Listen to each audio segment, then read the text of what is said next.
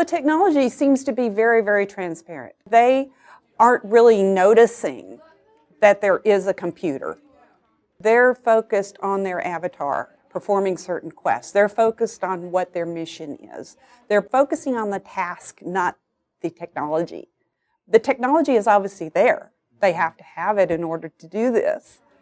But it's so neat because when you hear them talk, they aren't saying, my avatar is doing this. They're saying, I'm doing this.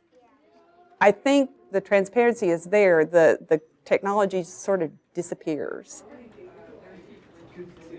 I think it's important that you use technology like this to incorporate into your lessons, because most kids, if you just lecture them on this stuff, they'll fall asleep in the middle of it.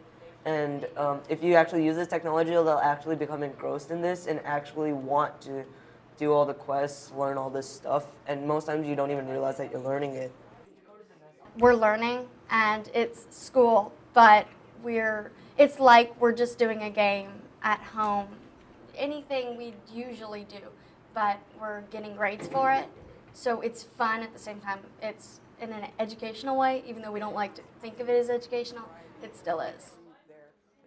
Miss Treat can assign quests that go along with our curriculum in actual school, and so she could assign you a quest, and then you have to do it, and you have to go find different people, and then whenever you finish a quest, usually you have to write a response to the quest, and there's usually a big question that's an open-ended thing, and you have to write a paragraph about it at the end.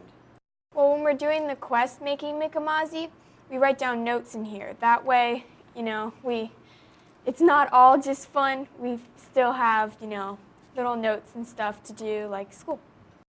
Mikamazi has a really poor economy, so some people are going to give money to either tourism or farm production. So we had to write down pros and cons about each one. That way we could make a choice and help them decide. Sometimes they go home sick if they catch the flu or the virus or something, and I catch them online doing their missions and quests. I don't assign outside work. They are not required to do any outside work for me, but yet they're going on nights, weekends, when they're sick, and they're doing this. So the extra motivation that's involved with this program and the experience that they have that seems so real is what's really, really impressing me. We're faced with real problems, and Dr. Treat does a good job of giving us background on these problems and how they're actually real-world problems that may have occurred or something like them may have occurred, and then we get to sort of solve them in our own way, in a way that we're learning real-life situations in an online environment. We actually get to see real-life experiences in the Making Mikamazi instead of doing something computer simulated, like this is never going to happen. This actually did happen, and this might happen again because more and more game reserves are being built to save the endangered animals.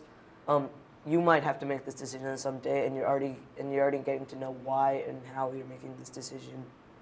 And you're also giving the reasons in the response at the end, so you can actually reflect on why you made the decision instead of just randomly guessing. As they get more and more advanced, I'm becoming less and less of a guide. What I mean by that is my guidance is coming more transparently through the reflections, through the responses to their submissions. So it's sort of like the focus is not on me. The focus is completely on their experience, and it's individualized. No two kids get the same response. Plus the fact that it's so complex that when they make a decision, they see a different result in that world. So one student will make one decision, and another student will make another decision, and then they'll be able to see the impact. And in our discussions, we'll talk about the various impacts of their decisions. I actually learn from this computer world instead of someone actually teaching me. I get to learn it by myself. I get to see what decisions I made and why and what happens after I make the decision. So the other classes, they tell you what other people did and what other people. You can actually see this as if you're the one that's doing it. Feedback can come from other people in the Quest Atlantis, because they can actually be able to revise quests and tell you what you've done wrong. And so when they give you back your paragraph or whatever you've written, they just say, okay, I think you need to work a little bit more on this. And sometimes Miss Treat can do it too. When I learn about their different abilities and disabilities and preferences, what they like and what they don't like, I can then find work that's even more in line with what their needs are. So if they feel like they want to illuminate in a social commitment, I can find something that's right up their interest and that would keep them motivated and keep them engaged, which is pretty awesome.